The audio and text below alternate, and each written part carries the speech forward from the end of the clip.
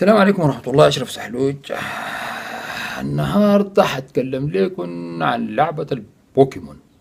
بوكيمون ظهرت جديدة، وأمريكا عاملة جوطة، واليابان عاملين جوطة، والسودان برضه بس الشباب السوداني ماشي على الطريق ده. فأنت تكون قاعد في أمان الله، الباب ده يدق لك كاو كاو كاو كاو كاو رو رو رو 3 صباحا.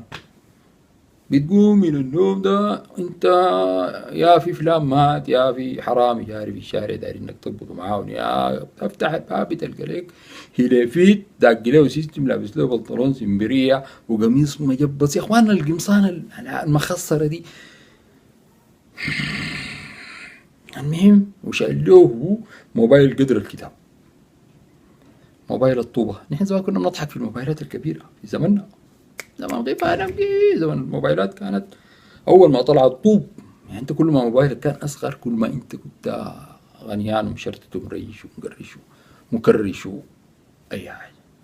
فالدنيا اتعكست، بس كل ما الموبايل بقدر كده ده انت في السماء.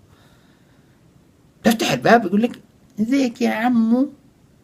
عمو دي طبعا انا احذركم يا اخوان، ما تقولوا ما دايرين اي احترام.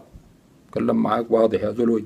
وي لا تقول لي يا عمي ولا يا عمو ولا يا زفت. نكون يا اخي احنا عارفين نفسنا كبار يا اخي، نحن محترمين نفسنا. انتوا احترموا نفسكم، ما بس يا اخي قول يا شاب يا استاذ يا باشا كده. لكن عمو دي انا الله يفتح والله بعوقك عديل، بعوقك عديل. بعدين عندي كربون حار بالمناسبه، او عك تقول لي يا عمو حمد تبقى يا اخي حيوان قليل ادب تافه. لابس لي قميص مخسر مشدر ولا مششر مشرشر. يا اخي ذاته شنو اللبس يا اخي؟ الشاب ده من الشراب، ما انت ما بتفرزه. شراب ماشي مجبس كله كده وبطي ستريتش وبتاع، ما عندكم ذاته لا عضلات. اللي اخذكم كله اندومي وشيبس وبارد وكلام. انا شفت تقول لي يا عمو دي انا والله بتكفي معايا عديل، والله العظيم اعمل حسابك يا زول. اوي ارجع للموضوع يا اخ بلا ياخذك. داري شنو انت تاكل الباب سي في بوكيمون جوا في بيتكم ممكن اقبضه. وهو الوقت ذاك الدموع بتكون نظر 4 طبعا، لانه انت بتكون حاجه يعني هو شافك انت والعضلات والحركات دي والبتاع دي. وين يلقى حاجه زي ولا بيقدر يتدرب. يعني ده لو رفع له جردل بتاع ما خلاص يودوا الدكتور عنده غضروف وتهتك في عضلات البطن وانشداد في الخصر وحاجات كده ذاتها ما يعلم بها الا ربنا. بوكيمون بوكيمون شنو ذا الوقت يا ولد؟ انت يا زول انت عندك شنو فوق قريرتك دي؟ ها راسك ده ما تمام. بوكيمون ده مش كان مسلسل جابه سنة قبل 20 سنة؟ انت 20 سنة ما حضرته ذاتك انت عشان تجي تقول لي بوكيمون وبيكاتشو وبيكا والكلام لا ما هي لعبة جابوها وركبوها وعملوها في الموبايل ودايرة GPS ودايرة انترنت، وبعدين بيقوم بيحطوا لك البوكيمون وانت بتقوم تمشي تفتش في البوكيمونات. لا اله الا الله اشهد.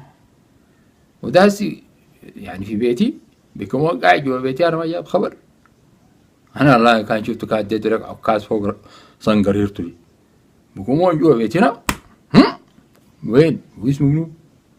اسمه شنطلطل ولونه اخضر، وانت ما ممكن تشوفه الا بموبايلي انا.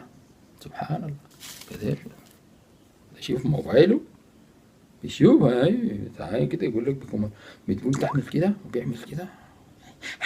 هاي قبضته يا عمو. عمو تانو عمو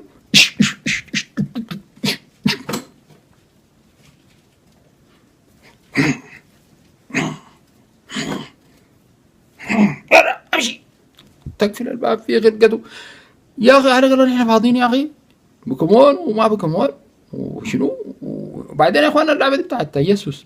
الخواجات ديل عندهم الاقمار الصناعيه بيشوفوا الناس من فوق، هاي فما قادرين يشوفوا الناس من تحت، فقام عملوا اللعبه دي بكل تفكيره هنا على اساس انك انت ذاتك بتمشي تصور. يعني خدت لك بوكيمون في قاعه الصداقه يقول لك صور لنا القياده العسكريه، بنديك 4 كور بتاعت بوكيمون. تجسس والله تجسس يا اخوانا. وانا انبه واحذر اللعبه دي انا كان عندي بعد شويه برا التليفون انت خدتيه بعد شويه تلقى الكاميرا فتحت تلقى الجي بي اس يشتغل براو، يعني بيتجسسوا عليك انت ذاتك.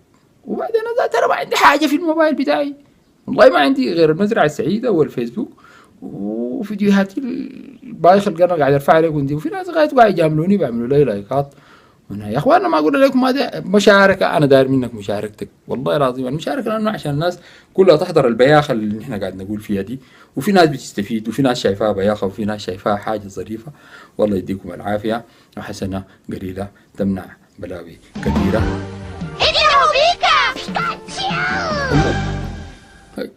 يبقوا في راس البيت. السلام عليكم.